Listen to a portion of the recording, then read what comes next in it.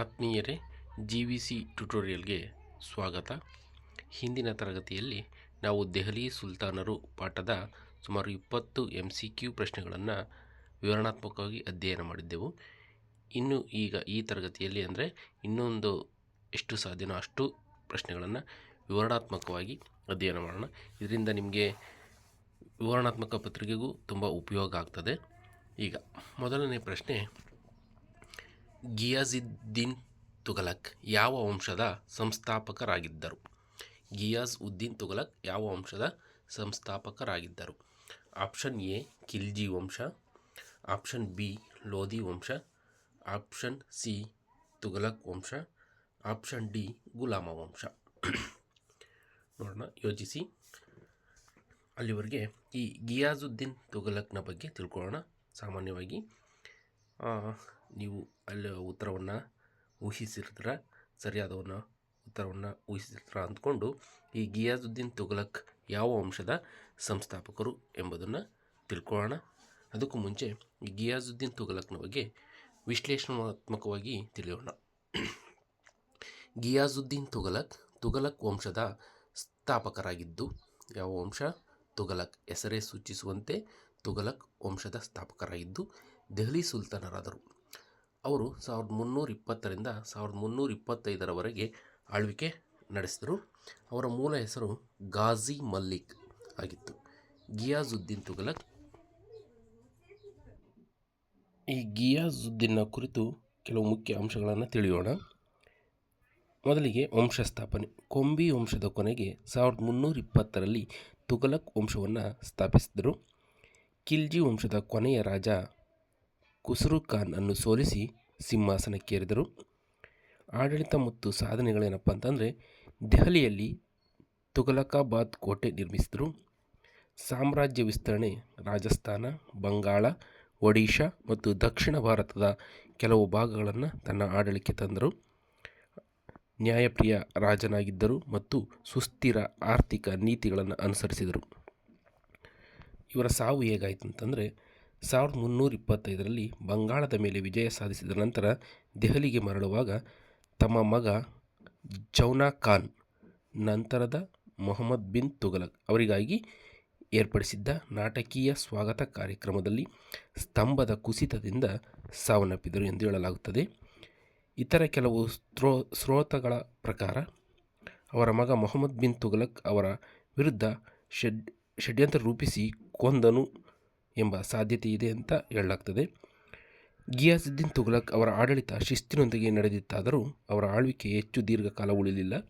ಅವರ ಮಗ ಮೊಹಮ್ಮದ್ ಬಿನ್ ತುಘಲಕ್ ಅವರ ನಂತರದ ಆಡಳಿತ ಹೆಚ್ಚಿನ ವಿವಾದಗಳಿಗೆ ಕಾರಣವಾಗ್ತದೆ ಅಂತ ತಿಳಿದು ಈ ತುಘಲಕ್ ವಂಶದ ಸ್ಥಾಪಕ ಯಾರಪ್ಪ ಅಂತಂದರೆ ಗಿಯಾಜುದ್ದೀನ್ ತುಘಲಕ್. ಅಂದರೆ ಗಿಯಾಜುದ್ದೀನ್ ತುಘಲಕ್ ಯಾವ ವಂಶದ ಸ್ಥಾಪಕರಾಗಿದ್ದರು? ತುಘಲಕ್ ವಂಶ. ನಂತರದ ಪ್ರಶ್ನೆ, ಕೆಳಗಿನ ದೆಹಲಿ ಸುಲ್ತಾನರಲ್ಲಿ ಯಾರನ್ನು ಕ್ರೂರ ಆಡಳಿತಗಾರ ಎಂದು ಕರೆಯಲಾಗುತ್ತದೆ? Blood and iron policy. Balban, Iltutmish, Alauddin Khilji, Mohammad bin Tughlaq.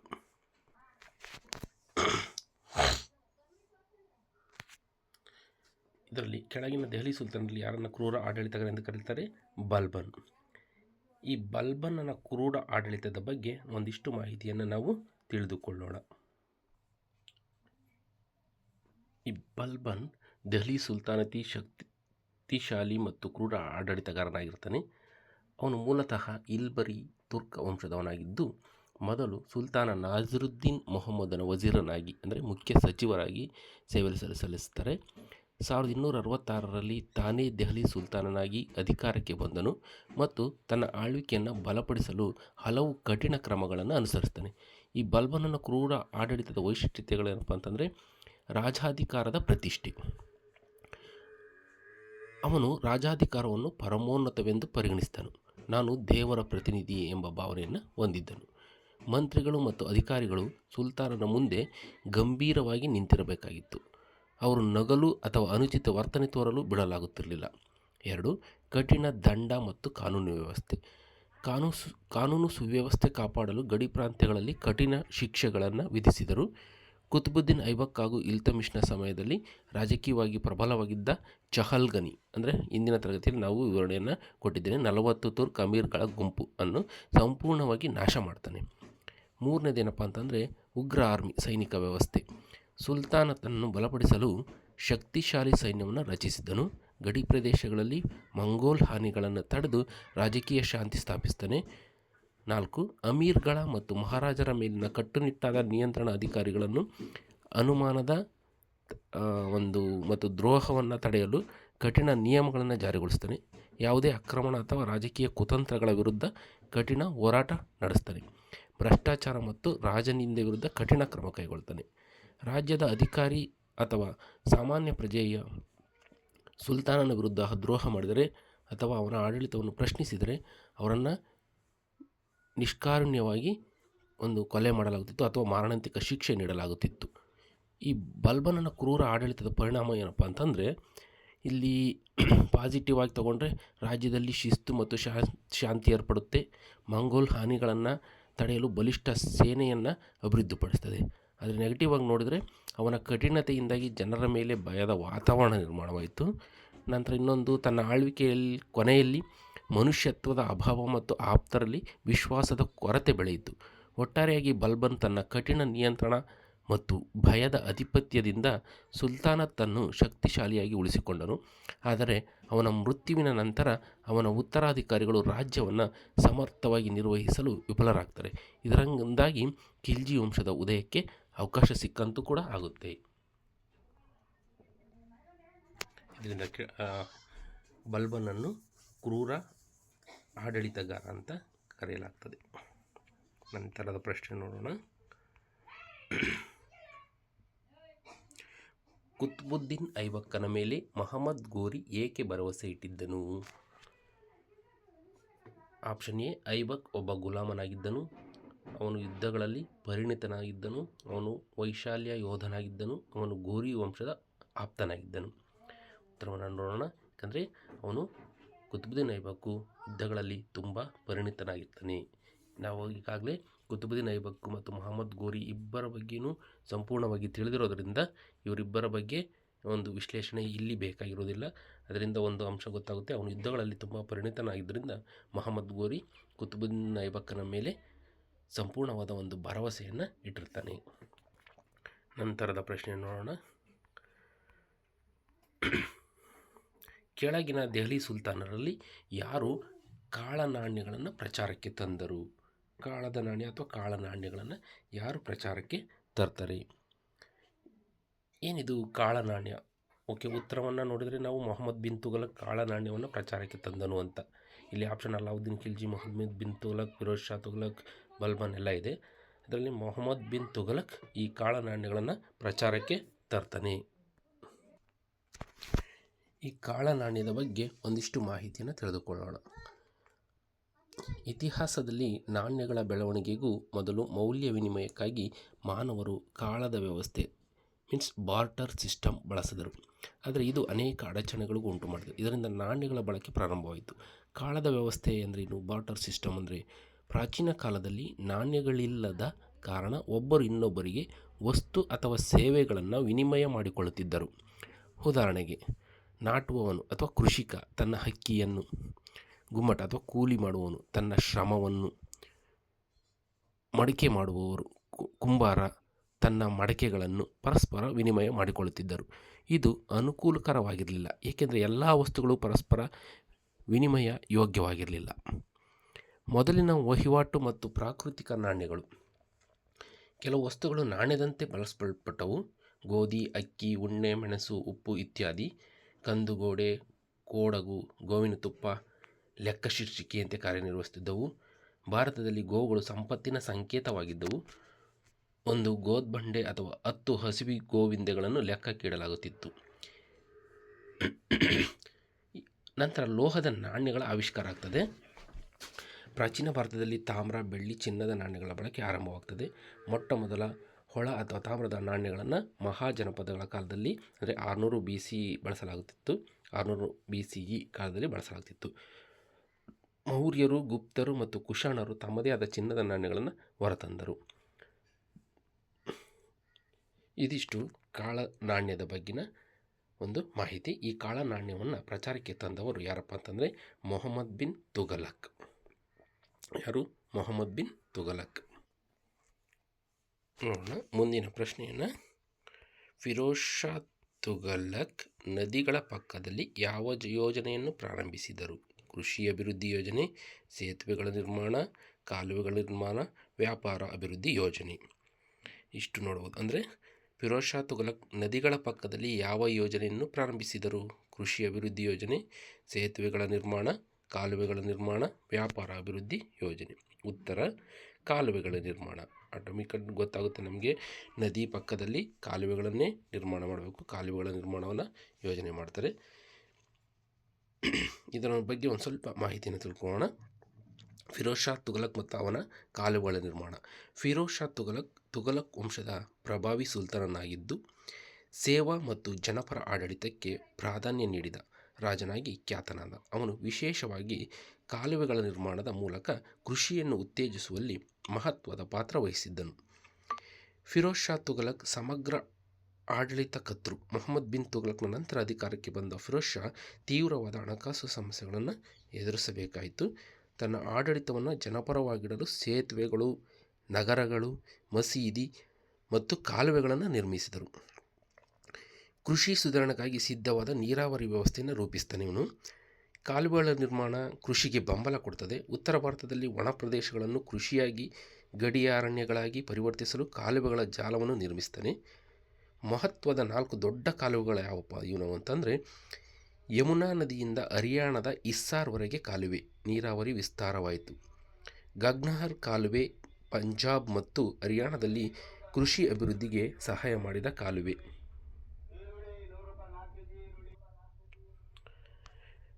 ಮತ್ತು ಮೂರನೇದು ಗಂಗಾ ಯಮುನಾ ಕಣಿವೆಯಲ್ಲಿ ಕಾಲುವೆಗಳ ನಿರ್ಮಾಣ ಕೃಷಿ ಉತ್ಪಾದನೆ ಹೆಚ್ಚಿಸಲು ಮತ್ತು ನೀರಾವರಿ ವ್ಯವಸ್ಥೆಯನ್ನು ಸುಧಾರಿಸಲು. 4ನೇದಾಗಿ ಹಿಸ್ಸಾರ್ನಲ್ಲಿ ನೀರಾವರಿ ಯೋಜನೆ ಹೊಸ ಹಳ್ಳಿಗಳನ್ನು ನಿರ್ಮಿಸಲು ಸಹಾಯ ಮಾಡಿದ ಕಾಲುವೆ. ಕಾಲುವೆಗಳ ಮಹತ್ವ ಮತ್ತು ಪರಿಣಾಮಗಳೇನಪ್ಪ ಅಂತಂದರೆ, 1. ಕೃಷಿ ಉತ್ಪಾದನೆ ಹೆಚ್ಚಿದ್ದು ಆಹಾರ ಭದ್ರತೆ ಹೆಚ್ಚಿತು. ನಂತರ ರೈತರು ಸುಗ್ಗಿಗೆ ಅವಲಂಬಿಸದೆ ಕೃತಕ ನೀರಾವರಿಯ ಜೊತೆ ಬೆಳೆಯ ಬೆಳವಣಿಗೆ ಸಾಧಿಸಿದರು. ನಂತರ ನಗರಗಳ ಅಭಿವೃದ್ಧಿಗೆ ಕಾರಣವಾಗ್ತದೆ. ಮತ್ತೊಂದು ಅಂಶ, ನೀರಿನ ಮೂಲಗಳ ನಿಯಂತ್ರಣದ ಮೂಲಕ ಆರ್ಥಿಕ ಬಲ ಮತ್ತು ರಾಜಕೀಯ ಸ್ಥಿರತೆ ನಿರ್ಮಾಣವಾಗ್ತದೆ. ಫಿರೋಜ್ ಶಾ ಮತ್ತು ಇತರ ನಿರ್ಮಾಣಗಳು. ಫಿರೋಜಾಬಾದ್, ಜೌನ್ಪುರ್, ಹಿಸ್ಸಾರ್ ಮತ್ತು ಫಿರೋಜ್ ಶಾಹಿ ಕೋಟೆಗಳನ್ನು ನಿರ್ಮಿಸ್ತಾನೆ. ಬೆಳಕು ಗೊಬ್ಬರ ಅಶೋಕನ್ ಪಿಲ್ಲರ್ಸ್ಗಳನ್ನು ದೆಹಲಿಗೆ ಸ್ಥಳಾಂತರಿಸ್ತಾನೆ. ಮಸೀದಿ, ಮದರಸಾ ಮತ್ತು ಆಸ್ಪತ್ರೆಗಳನ್ನು ನಿರ್ಮಿಸ್ತಾನೆ.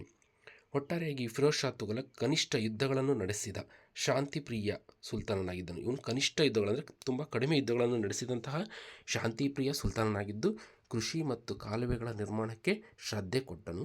ಅವನ ಆಡಳಿತದ ನೀರು ಪೂರೈಕೆ ವ್ಯವಸ್ಥೆ ಕೃಷಿಯನ್ನು ಶಕ್ತಿಯುತಗೊಳಿಸಿತು ಮತ್ತು ಈ ವಂಶದ ಆಡಳಿತವನ್ನು ಕೆಲವು ವರ್ಷಗಳವರೆಗೆ ಸ್ಥಿರವಾಗಿ ಉಳಿಸುತ್ತಾನೆ. ಇದಿಷ್ಟು ಫಿರೋಜ್ ಶಾ ತುಘಲಕ್ ಮತ್ತು ಅವನ ಕಾಲುವೆಗಳ ನಿರ್ಮಾಣದ ಬಗ್ಗಿನ ಮಾಹಿತಿ. ನಂತರದ ಪ್ರಶ್ನೆ, ಲೋಧಿ ವಂಶದ ಕೊನೆಯ ಸುಲ್ತಾನ ಯಾರು? ಲೋಧಿ ವಂಶದ ಕೊನೆಯ ಸುಲ್ತಾನ ಯಾರಪ್ಪ ಅಂತಂದರೆ ನಾವು ನೋಡಿದಂಗೆ ಇಬ್ರಾಹಿಂ ಲೋಧಿ.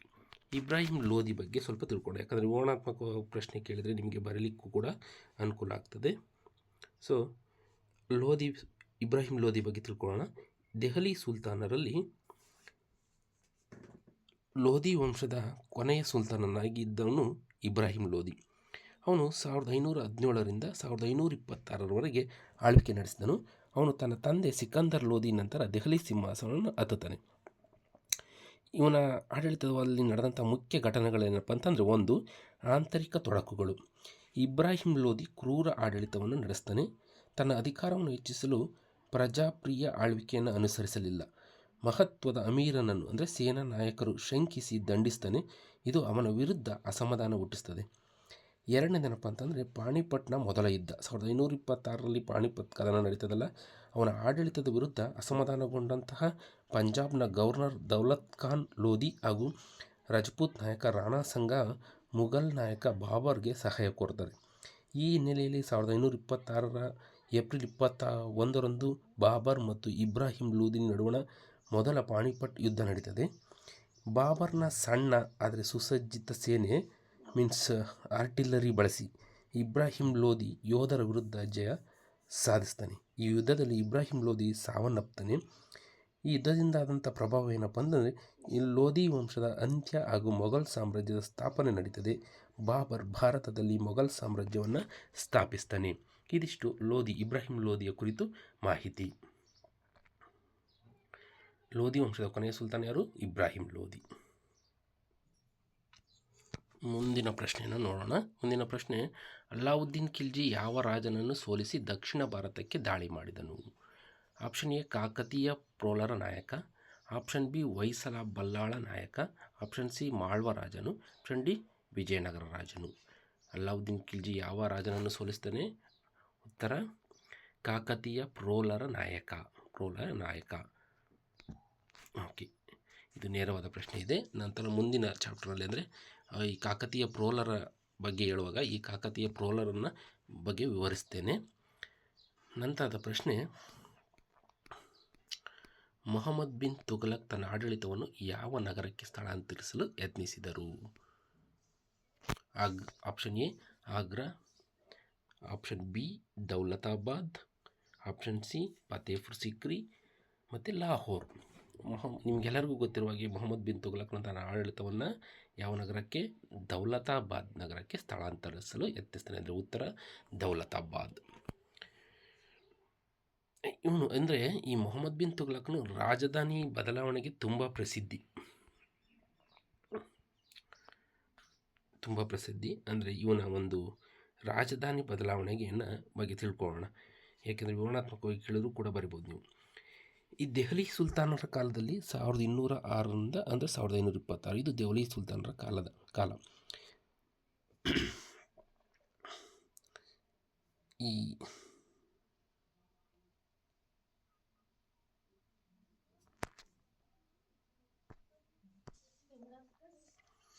ಈ ರಾಜಧಾನಿ ಸ್ಥಳಾಂತರ ದೆಹಲಿಯಿಂದ ದೌಲತಾಬಾದ್ ಈಗಿನ ಮಹಾರಾಷ್ಟ್ರಗೆ ರಾಜಧಾನಿಯನ್ನು ಸ್ಥಳಾಂತರಿಸ್ತಾನೆ.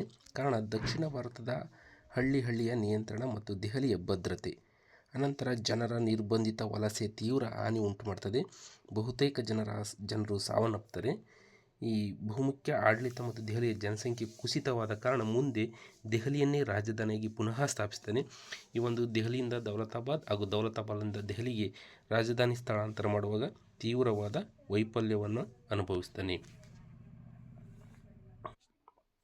ನಂತರದ ಪ್ರಶ್ನೆ, ಪಾಣಿಪತ್ನ ಪ್ರಥಮ ಯುದ್ಧದಲ್ಲಿ ಬಾಬರ್ ಯಾರನ್ನು ಸೋಲಿಸಿದನು? ಇಂದಿನ ಪ್ರಶ್ನೆಯಲ್ಲಿ ತಿಳ್ಕೊಂಡು ನಾವು ಯಾರಂತ? ಇಬ್ರಾಹಿಂ ಲೋದಿ ವಂಶದ ಕೊನೆಯ ಅರಸ ಇಬ್ರಾಹಿಂ ಲೋದಿಯನ್ನು ಪ್ರಥಮ ಪಾಣಿಪತ್ ಯುದ್ಧದಲ್ಲಿ ಬಾಬರ್ ಸೋಲಿಸ್ತಾನೆ. ನಂತರದ ಪ್ರಶ್ನೆಯನ್ನು ನೋಡೋಣ. ಮೊಹಮ್ಮದ್ ಬಿನ್ ತುಘಲಕ್ನ 5 ವಿಫಲ ಯೋಜನೆಗಳಲ್ಲಿ ಪ್ರಮುಖವಾದದ್ದು ಯಾವುದು? ಮೊಹಮ್ಮದ್ ಬಿನ್ ತುಘಲಕ್ನ 5 ವಿಫಲ ಯೋಜನೆಗಳಲ್ಲಿ ಪ್ರಮುಖವಾದದ್ದು ಯಾವುದು? ಆಪ್ಷನ್ ಎ ಮೌಲ್ಯದ ನಿಯಂತ್ರಣ, ಆಪ್ಷನ್ ಬಿ ದೌಲತಾಬಾದ್ಗೆ ರಾಜಧಾನಿ ಸ್ಥಳಾಂತರ, ಆಪ್ಷನ್ ಸಿ ಮಣ್ಣಿನ ಮುದ್ರಣ ಪ್ರಾರಂಭ, ಆಪ್ಷನ್ ಡಿ ಕಾಲುವೆ ನಿರ್ಮಾಣ. ಸರಿಯಾದ ಉತ್ತರ ದೌಲತಾಬಾದ್ಗೆ ರಾಜಧಾನಿ ಸ್ಥಳಾಂತರ. ಇಂದಿನ ಪ್ರಶ್ನೆಯಲ್ಲಿ ನಾವು ಈ ಒಂದು ರಾಜಧಾನಿ ಬದಲಾವಣೆ ಬಗ್ಗೆ ಸ್ವಲ್ಪ ವಿಷಯವನ್ನು ತಿಳ್ಕೊಂಡ್ವಿ. ಹಾಗಾಗಿ ಈ ಪ್ರಶ್ನೆ ಸುಲಭ ಅನಿಸ್ತದೆ ನಿಮಗೆ. ಮುಂದಿನ ಪ್ರಶ್ನೆಯನ್ನು ನೋಡೋಣ. ರೈತವಾರಿ ಮತ್ತು ಜಮೀನ್ದಾರಿ ಎಂಬ ಭೂ ಸುಧಾರಣಾ ವ್ಯವಸ್ಥೆಯನ್ನು ದೆಹಲಿ ಸುಲ್ತಾನರಲ್ಲಿ ಯಾರ ಕಾಲದಲ್ಲಿ ಅನುಸರಿಸಲಾಯಿತು? Option A Alauddin Khilji, option B Mohammad bin Tughlaq, option C Firoz Shah Tughlaq, option D Sher Shah Suri. ಇದು ಮೊಘಲರಿಗೆ ಸಂಬಂಧಿಸಿದ ಪ್ರಶ್ನೆಯಾಗಿದೆ. ಶೇರ್ ಶಾ ಸೂರಿ ಆದರೂ ಕೂಡ ಒಂದು ಬಂದಿರೋದ್ರಿಂದ ಈ ರೈತವಾರಿ ಮತ್ತು ಜಮೀನ್ದಾರಿ ಎಂಬ ಭೂ ಸುಧಾರಣೆಗಳ ವ್ಯವಸ್ಥೆ ಬಗ್ಗೆ ತಿಳ್ಕೊಳ್ಳೋಣ. ಈ ದೆಹಲಿ ಸುಲ್ತಾನ್ ಕಾಲದಲ್ಲಿ ಜಮೀನು ವ್ಯವಸ್ಥೆ ದೆಹಲಿ ಸುಲ್ತಾನರು ತಮ್ಮ ಆರ್ಥಿಕ ವ್ಯವಸ್ಥೆಯ ಪ್ರಮುಖ ಭಾಗವಾಗಿ ಭೂ ಸಂಬಂಧಿತ ತೆರಿಗೆ ಮತ್ತು ಭದ್ರತಾ ವ್ಯವಸ್ಥೆಯನ್ನು ರೂಪಿಸ್ತಾರೆ. ನಾವು ಇಲ್ಲಿ ಪ್ರಶ್ನೆಗೆ ಉತ್ತರ ಶೇರ್ ಶಾ ಸೂರಿ ಆದರೂ ಕೂಡ ದೆಹಲಿ ಸುಲ್ತಾನರ ಕಾಲದಲ್ಲಿ ಜಮೀನು ವ್ಯವಸ್ಥೆ ಹೇಗಿತ್ತು ನೋಡೋಣ. ಈ ಕಾಲದಲ್ಲಿ ರೈತವಾರಿ ಮತ್ತು ಜಮೀನ್ದಾರಿ ಪದ್ಧತಿಗಳನ್ನು ಬಳಸಲಾಗ್ತಿತ್ತು. ಈ ರೈತವಾರಿ ಪದ್ಧತಿ ಅಂದರೆ ರೈತನೇ ನೇರವಾಗಿ ಸರ್ಕಾರಕ್ಕೆ ತೆರಿಗೆ, ಖರಾಜ್ ಅಂತ ಕರೀತಿದ್ರು ಅವರು. ಈ ಖರಾಜನ್ನು ಪಾವತಿಸುವ ಅಥವಾ ತೆರಿಗೆಯನ್ನು ಪಾವತಿಸುವ ವ್ಯವಸ್ಥೆ. ಅಂದರೆ ರೈತರಿಂದ ನೇರವಾಗಿ ಭೂ ಸಂಕೇತ ನಿಗದಿಪಡಿಸಿ ಸುಲ್ತಾನರ ಅಧಿಕಾರಿಗಳು ತೆರಿಗೆ ಸಂಗ್ರಹಿಸ್ತಿದ್ರು. ಈ ಪದ್ಧತಿ ತುಘಲಕ್ ಹಾಗೂ ಖಿಲ್ಜಿ ವಂಶದ ಆಡಳಿತದಲ್ಲಿ ಹೆಚ್ಚು ಪ್ರಚಲಿತವಾಗಿತ್ತು. ಈ ವ್ಯವಸ್ಥೆಯಲ್ಲಿ ಮಧ್ಯವರ್ತಿಗಳು ಅಂದರೆ ಜಮೀನ್ದಾರರು ಇರಲಿಲ್ಲ, ಆದರೆ ಆಡಳಿತ ಯಂತ್ರ ಜಟಿಲವಾಗಿತ್ತು. ಜಮೀನ್ದಾರಿ ಪದ್ಧತಿ ಅಂದರೆ ಇದರಲ್ಲಿ ಜಮೀನ್ದಾರರು ಭೂಸ್ವಾಮ್ಯ ಅಥವಾ ದೊಡ್ಡ ಭೂಮಾಲೀಕರು ರೈತರಿಂದ ತೆರಿಗೆ ಸಂಗ್ರಹಿಸಿ ಸರ್ಕಾರಕ್ಕೆ ಪಾವತಿಸ್ತಿದ್ರು. ಜಮೀನ್ದಾರರು ತಮ್ಮ ವ್ಯಾಪ್ತಿಯಲ್ಲಿ ಪ್ರಭಾವಿ ಶಕ್ತಿಗಳಾಗಿದ್ದು ಕೆಲವೊಮ್ಮೆ ತಮ್ಮ ಸ್ವಂತ ಸೇನೆಯನ್ನು ಹೊಂದಿದ್ದರು. ಇದು ಸುಲ್ತಾನರಿಗೆ ಸರಳವಾಗಿ ತೆರಿಗೆ ಸಂಗ್ರಹಿಸಲು ಸಹಾಯ ಮಾಡುತ್ತಿದ್ದರೂ ಕೂಡ ಜಮೀನ್ದಾರರು ಶಕ್ತಿ ಮೀರಿದಂತೆ ರೈತರ ಮೇಲೆ ಶೋಷಣೆಯನ್ನು ಹೆಚ್ಚಿಸ್ತಿದ್ರು. ಸುಲ್ತಾನರ ತೆರಿಗೆ ವ್ಯವಸ್ಥೆ ಹೆಂಗಿತ್ತು? ಖರಾಜ್ ಅಂದರೆ ಹಿಂದೆ ಹೇಳಿದೆ, ರೈತರಿಗೆ ಜಮೀನಿನ ಉತ್ಪಾದನೆಯ 1/3 ತೆರಿಗೆಯಾಗಿ ವಿಧಿಸಲಾಗ್ತಿತ್ತು. ಅಂದರೆ ಎಷ್ಟು? 1/3. ಈ ಝಕಾತ್ ಅಂದರೆ ಮುಸ್ಲಿಮರ ವಾಣಿಜ್ಯ ತೆರಿಗೆ. ಕಮ್ಸ್ ಅಂದರೆ ಯುದ್ಧದ ಆಮದುಗಳ 1/5 ಸುಲ್ತಾನನಿಗೆ ಸಲ್ಲಿಸಬೇಕಾಗಿತ್ತು. ಹುರ್ಷ್ ಮುಸ್ಲಿಂ ರೈತರ ಕಂದಾಯ. ಈ ಪದ್ಧತಿಗಳ ಪರಿಣಾಮ ಏನಾಯಿತು? ರೈತವಾರ ಪದ್ಧತಿ ಲಾಭಕರವಾಗಿದ್ದರೂ ಸುಲ್ತಾನರ ಅಧಿಕಾರಿಗಳು ಹಿಂದೆ ಮಾಡುತ್ತಿದ್ದರಿಂದ ರೈತರು ಸಂಕಷ್ಟ ಅನುಭವಿಸಿದರು. ಜಮೀನ್ದಾರು ಪದ್ಧತಿ ದೆಹಲಿಯ ಸುಲ್ತಾನರ ಶಕ್ತಿಯನ್ನು ಹಿಂಸಿಸಿದರು, ಏಕೆಂದರೆ ಜಮೀನ್ದಾರರು ಬಲಶಾಲಿಯಾಗಿದ್ದು ಸ್ವಾಯತ್ತ ಶಕ್ತಿಯಾಗಿ ಬೆಳೆದರು. ಈ ವ್ಯವಸ್ಥೆಯ ಪರಿಣಾಮವಾಗಿ ರೈತರ ಮೇಲೆ ಹೆಚ್ಚಿನ ಭಾರ ಬಿದ್ದಿದ್ದು ಅವರು ನಿರ್ಧನತೆ ಮತ್ತು ದಾಸತ್ವ ಅನುಭವಿಸಿದರು. ಇಷ್ಟು ಈ ದೆಹಲಿ ಸುಲ್ತಾನರ ಕಾಲದ ರೈತವಾರಿ ಮತ್ತು ಜಮೀನ್ದಾರಿ ಪದ್ಧತಿ.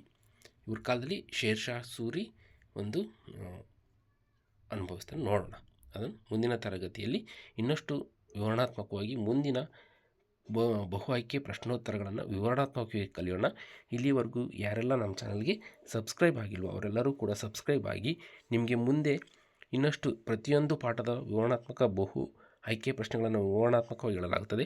ಹಾಗೂ ಸ್ವಲ್ಪ ಸಮಯದ ನಂತರ ನಾನು ಇಂಗ್ಲೀಷ್ ತರಗತಿಗಳನ್ನು ವಿವರಣವಾಗಿ ನಾನು ಹೇಳ್ತೇನೆ. ಧನ್ಯವಾದಗಳು.